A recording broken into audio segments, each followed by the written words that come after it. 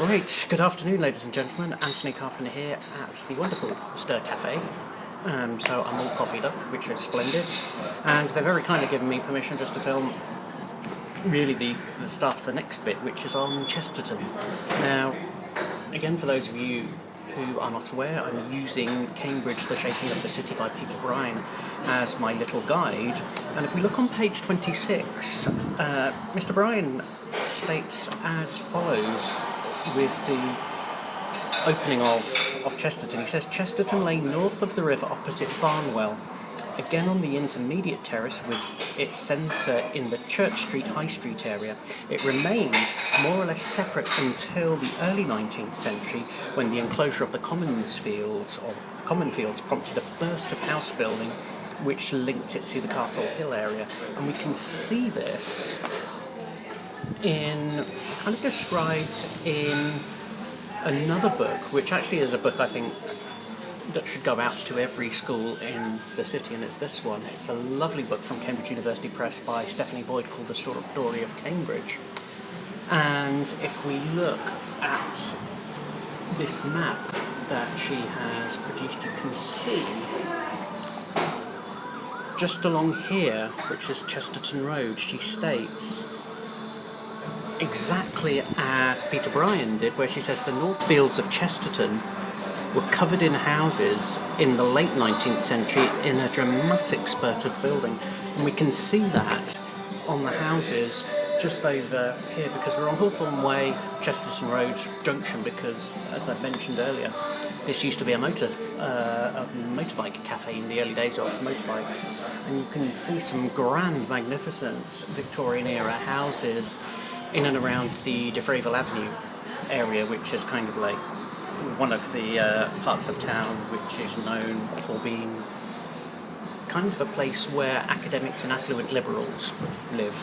And these days you often see newspaper reports about somebody complaining about something to do with traffic in De Freville, in the De Freville Road, De Freville Avenue area. And for years I just wondered where that was and why they were getting so much attention, and kind of like our side of town wasn't. Well, there you have it.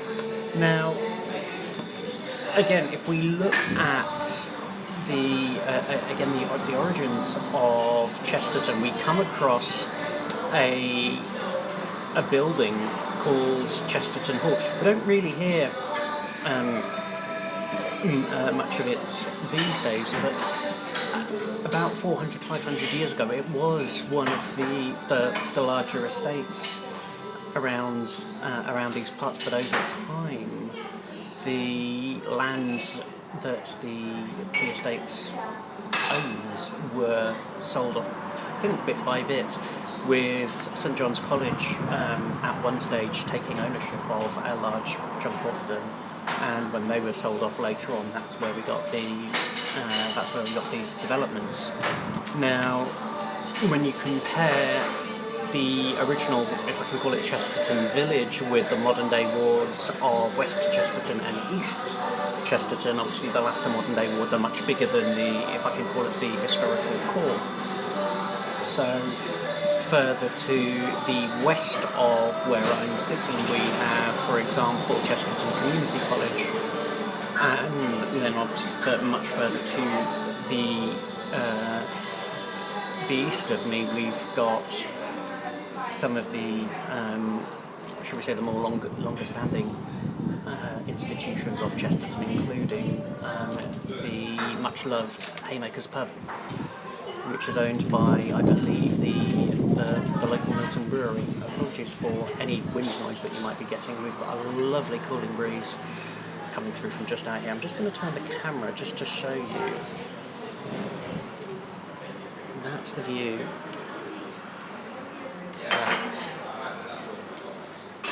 that I've got from here. Now, the other thing that again I think people will be familiar with is Chesterton Road, in particular during rush hour, is one of the many roads that gets jam-packed full of traffic.